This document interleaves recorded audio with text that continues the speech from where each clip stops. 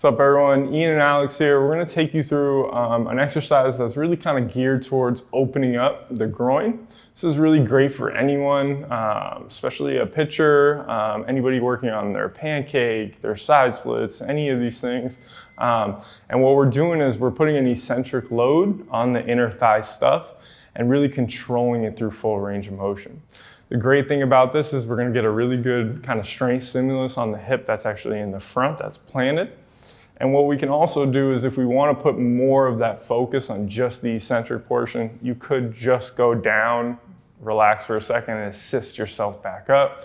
We're going to show you the kind of harder version of really driving back up fully.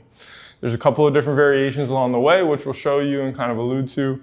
But the first one is almost basically like warrior, right? So we can go ahead and try to have our hips as squared forward as possible. And then as she goes back, we're going to soften this knee. And we're gonna go ahead and control that down to the ground without the knee going towards the camera or into my hand. And then she drives all the way back up.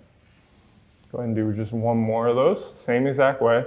So what we're doing is we're keeping our abs tight. We're keeping that kind of rotation on the pelvis to kind of keep the belt buckle square towards me for this variation. And what she should feel is the inside of her left thigh, all through here, opening more and more as she goes through, and then nice and strong up. Now let's have you open up to the camera so that your belly button's gonna kind of face that way. When we do this portion, because she's actually turning her pelvis towards the camera, we're gonna be even more inclined to let the knee fall in, which, as we know, there's no bad position, but for this exercise, I don't really want your knee to fall in. So she's gonna go into that, and you'll see the difference is she's actually keeping her hips open towards the camera and then driving all the way through. Let's go ahead and do one more like that. It's just a matter of a different variation. Remember, finding the specific lines of tension that might be holding you back from a goal or a position that you're working on is very, very key. And that's something that we can incorporate with this. So what I like is maybe 6 reps, 10 seconds, really, really smooth.